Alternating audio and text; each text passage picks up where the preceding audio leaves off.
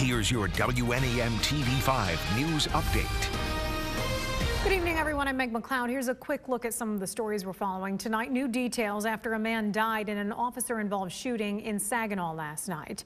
That was the scene right there on Delaware Street near State. Around 7 last night, Saginaw police officers responded to a call of a man with a knife who they say was threatening, quote, suicide by cop. Police say the officers tried to defuse the situation, including multiple failed tasers. Then police say the officers were forced to use their guns in self-defense. The man, identified as Corin Skinner, was taken to the hospital where he died. No officers were hurt. Chief Robert Ruth is requesting Michigan State Police to investigate. A fight in Saginaw last night escalated into a stabbing. According to Saginaw police, it happened around 9:15 near Witters and North Carolina streets. Officers say there was a fight among 3 men, with one stabbed by a screwdriver and another hit with a garden tool. The stabbing victim suffered minor injuries. The man accused in the stabbing was taken to a hospital for head injuries. 2 people are in custody after a drive-by shooting yesterday afternoon in Saginaw Township. Police Chief Scott Malice tells TV5 shots were fired at a home on Ann Street near Hemmeter. No one was injured. He says officers in Saginaw spotted the suspect's car and took a man and juvenile female into custody.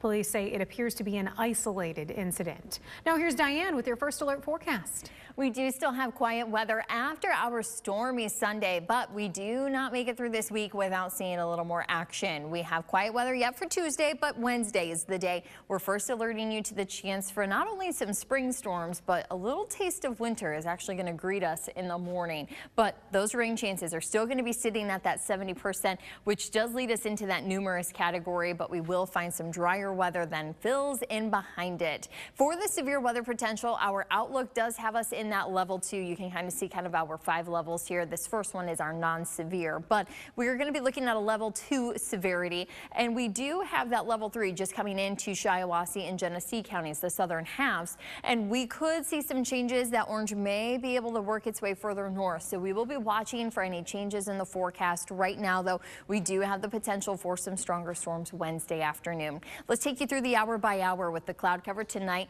Slowly it will start to dissipate. It'll take a little bit of time, but we're looking forward to some sunshine on Tuesday, and have your sunglasses all day long, even in the afternoon with a few clouds. I'm going to try to keep it a little bit on the brighter side, but those clouds are setting us up for an arm of snow that's going to be moving in while a lot of us are going to be catching some Z's. So this snowfall is going to be light, could leave a light dusting on some cooler surfaces. Be mindful of roadways because it's never easy going from frozen to liquid precipitation, so that transition will happen in the morning, but by lunchtime and afternoon we'll have the scattered showers and thunderstorms, and again, some of them can be severe, but trying to clear the area by about 8 o'clock.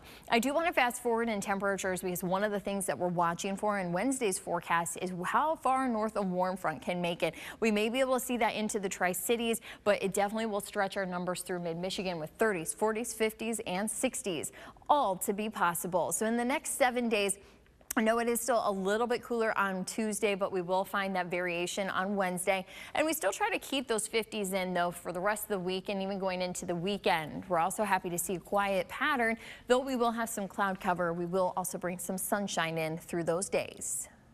Remember to tune into WNEM TV5 on air and online 24/7 for the latest news, weather, and information.